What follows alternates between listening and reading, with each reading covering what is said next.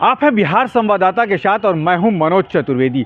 अरविंद केजरीवाल को कल देर रात ईडी ने गिरफ्तार कर लिया, लेकिन जो आपके नेता हैं वो कह रहे हैं कि अरविंद केजरीवाल जो हैं वो जेल से ही दिल्ली की सत्ता को संभालेंगे।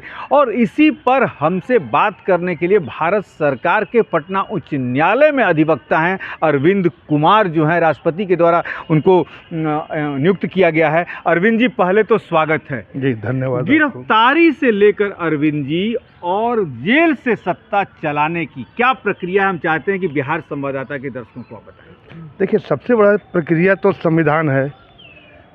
कानून से ही देश चलता है। अगर कानून से देश नहीं चलेगा ना तो अराजकता आ जाएगी, फिर कोई कानून नहीं मानेगा। एक सर्टेन प्रिंसिपल ऑफ लॉ है जो हमारा कॉन्स्टिट्यूशन है, वो संविधान के जो व्याख्या की गई है उसके तहत चलता है।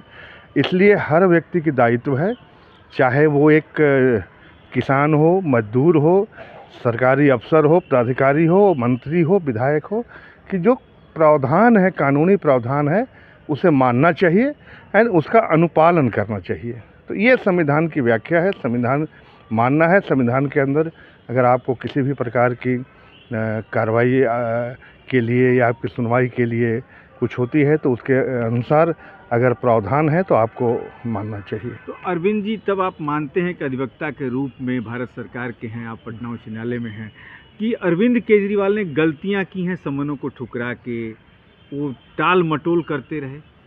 देखिए, अरविंद केजरीवाल, जैसे मेरी जानकारी है ना कि वहाँ शराब घोटाले में केस चल रहा है और केस में कहीं ना कहीं प्राइमा फेसाई इनके खिलाफ भी कहीं बनता दिख रहा होगा, ईडी को या सीबीआई हो या पुलिस, किसी को भी।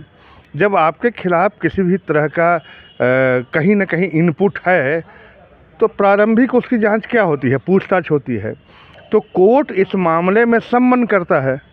तो कोर्ट ने सम्मन किया और ईडी ने सम्मन किया। ईडी को पावर है सम्मन करने का। ईडी जैसे सीबीआई सम्मन करती है, ईडी सम्मन करती है। ईडी को पावर है कि वो आपसे पूछताछ करती है, पूछताछ के लिए बुलाया। तो हमें लगता है कि अरविंद केजरीवाल जी ने तो ये देखिए, ये कानून का बहुत घोर उल्लंघन है। अब जब ईडी एक नोटिस, दो नोटिस, अगर हर कोई हिंदुस्तान का हर व्यक्ति आप कोर्ट के ऑर्डर के बाद भी, सम्मन के बाद भी अगर नहीं हाजिर होगा तो क्या प्रक्रिया है? गिरफ्तारी। तो इनकी जो गिरफ्तारी हुई है संभवतः बिल्कुल कानून के दायरे में है और इन्होंने बिल्कुल अपने आप को, ये हमें लगता है कि समझ लिया था कि हम कानून के ऊपर है। जबकि हमारे संविधान में कहीं भी ऐसा प्रोविज़न नहीं है कि कानून मानने के लिए किसी व्यक्ति या विशेष पर ही लागू होगा। अगर आप प्रिविलेज क्लास हैं तो कानून आप नहीं मानेंगे, ऐसा नहीं है। इन्होंने तो उल्लंघन किया है।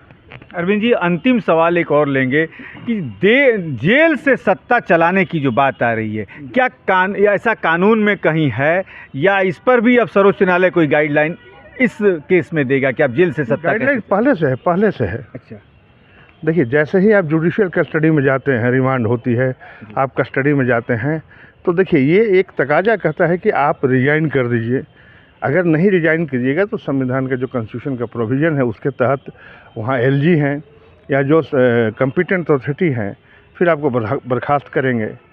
इसलिए जेल से रहकर संभव नहीं है कि स्टेट का डे टू डे का अफेयर को संचालित अब कैसे कर सकते हैं? नहीं कर सकते हैं।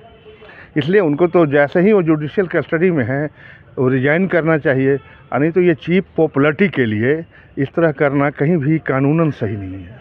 तो इसका मतलब या तो सत्ता वो अपने पार्टी के किसी दूसरे नेता को दे दें, वरना राज्यपाल को या सर्वोच्च न्यायालय को अधिकार है कि उनको बर्खास्त करके वहाँ राष्ट्रपति शासन लगा दिया। नहीं, वो भी नहीं दे सकते हैं। नियम है कि अगर वो जेल जाते हैं तो किसी व्यक्ति को, उनका जो विधायक दल है वो नेता उनको चुनेगा, वो फिर शपथ लेंगे। ठीक है, वो बिहाइंड द बार, पीछे में ठीक है, किसी एक व्यक्ति को आप डिप्यूट कर देते हैं, वो आपके जो विधायक हैं उनको समर्थन देते हैं, वही बन जाते, वो अलग चीज़ है। लेकिन ये प्रक्रिया का पालन करना होगा कि जैसे विधायक दल के नेता चुने। बिल्कुल बिल्कुल बिल्कुल। चलिए, बहुत बहुत धन्यवाद अरविंद सर आपका। और सबसे बड़ी बात हम जो आपको बता दें कि अरविंद जी ने ये बता दिया कि वो किसी विधायक को अंगुली पकड़ के मुख्यमंत्री भी नहीं बना सकते। इसमें जो प्रक्रिया है, विधायक दल की बैठक होगी, किसी को नेता चुना जाएगा और फिर से वो शपथ लेगा। इसके अंदर एक और बात आती है, यदि सस्ती लोकप्रियता के लिए अरविंद केजरीवाल ऐसी बात कह रहे हैं तो निश्चित तौर पर गवर्नर जो है वहाँ पे, लेफ्टिनेंट गवर्नर जो है वहाँ जो है अपने शासन का, अपने पावर का उपयोग करेंगे और हो सकता है दिल्ली में राष्ट्रपति शासन भी लगाया जा सके। लेकिन अरविंद केजरीवाल के पास रास्ते हैं, वो अपने विधायक दल का किसी को नेता बनाएंगे और उसके बाद फिर हो सकता है वहाँ सरकार चलती रहे। अब देखना है कि अरविंद केजरीवाल के दिमाग में क्या चल रहा है, क्योंकि वो एक पूर्व IAS रहे हैं, उनके दिमाग में क्या चल रहा है ये भी देखने वाली बात होगी। कैमरामैन प्रेम के साथ मनोज चतुर्वेदी।